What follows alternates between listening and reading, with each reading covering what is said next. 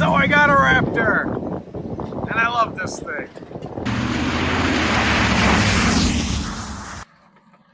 This is my new Gen 1 2013 Ford Raptor. I absolutely love this thing. I searched high and low for a new car. As you guys probably know, I was looking at 2500s, the Sequoia, the Tundra, and a few others. But what I liked about the Raptor was it already had the shocks, it already had bigger tires, it already had pretty much everything that I was gonna do to a Tundra. Level it out, do bigger, more aggressive tires, do all those things. Plus, it's got the V8. You really can't argue with that.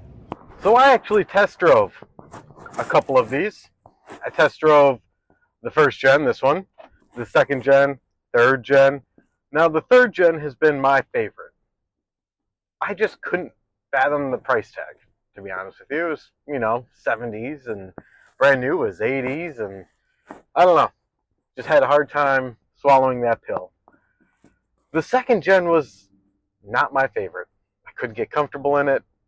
That's just me. I'm very picky about my seats and driving experience, where things are, where they're laid out. The first gen, the one I'm in now, was my second favorite after the third gen. And what actually ended up selling me on it was the price tag. And how can you deny the 6.2? Just sounds so good. One of the updates I do want to do is update from the Sync 2 to more of a Tesla style screen. As much as I love having this screen and it's touch screen and it has all the cool things, it doesn't have Apple CarPlay. And Apple CarPlay for me, when I'm driving big long distances or even just around town, honestly, it just makes for a better user experience. And so as much as this does have Bluetooth, so I am able to hear my directions and music, I have no visual. And so just putting in the Tesla style screen will give me more real estate to look at things and just create a better user experience. So at some point I will be removing this, putting in the bigger screen, and I feel like from the pictures I've seen, it looks pretty seamless. So that's the plan right now for the entertainment. The sound system sounds great. I just don't like the interface.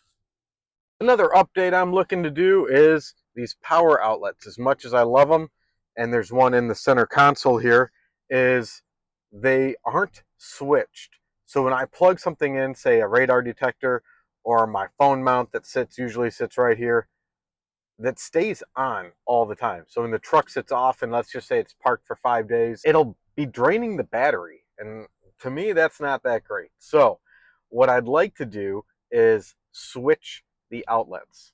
What I mean by that is what I did to the Excursion that I had. If you see, I don't know if I did a video on it, but it had the same thing. The power outlets never went dead. They were always live.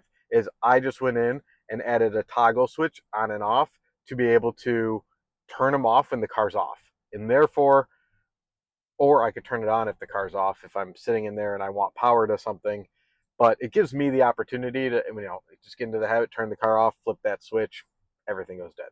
So that's another thing I plan on doing. Thing that I did already do, just got back yesterday, is I put front tints on it. I tinted the back a little bit more, and because I got a brand new windshield 2 days ago, they couldn't tint the front windshield. So I went with 15s in the front. These backs were 25. They put another 70% on top to help with the heat, and the rear windows obviously were done too. But these will match this with darkness. Right now it's a little bit lighter because the front windshield has not been done, but the front windshield will get done in about a week or two. So I'm going to put 40% on the front, but the tints just, I think, make it look cohesive. It also helps with the summer heat, and it just looks good. So while I'm down here, these have these awesome Fox shocks. However, what I don't like is the gap here.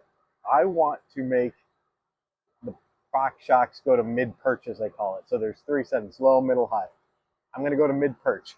That should raise this up just enough so there's not such a drastic change between the rears and the fronts. At some point, I will have to get the Fox shocks rebuilt, just part of cost of ownership. But in the meantime, I'm going to go to mid-perch. Now, while we're under the hood, this is one thing that needs to be done. This is going to be the Fuse 27, if I can even get it off with one hand, Fuse 27 relocation. So right now it sits here. It is for the fuel pump. The gauged wires going to this, and well, anyway, read about it. Pretty much this gets too hot and blows a fuse, so we relocate it to down here, and we put the little sticker here saying what it is. But pretty much there's a kit, and you have to take all this off to relocate that to over here. That's just more of a preventative maintenance, but I still think it is wonderful to do. So we're going to do that. Now, this car is not without its problems. It is used. So there's about, I think, 5 things I need to do. The first, as I already said, was the Fuse 27 relocation. That is not something that's wrong. It's just something that needs to get done. But I need to do all fluid changes. But before that, the brakes, they shudder super bad. So I'm going to go take a rear look at the rears. I feel like it's in the rear. Don't know for sure. It's just a wild hunch. But I'm going to go check the brakes. After that, I'm going to do all fluid changes from the diffs to the oil to, every fluid change.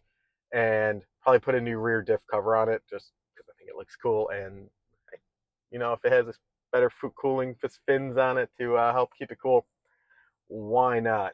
Let's see, what else do I need to do? Yes, sway bar end links. Those look super rotted, so I need to do those. My right CV axle boot is torn. Need to replace that. There's a rattle on cold startup. Need to replace that. And plugs and wires. I believe there's actually 16 on this one. Crazy. And a few of them are super hard to get. You may need to undo the engine mounts. We'll see how hard that is. I'm up for the challenge. How hard can it be? So let's do that. So there's just some general maintenance. The battery looks good. The tires look good. The suspension looks mostly good. Like I said before, I'm going to do mid-perch. That is kind of my plan for keeping this up to date, maintenance, and hopefully it lasts me a long time.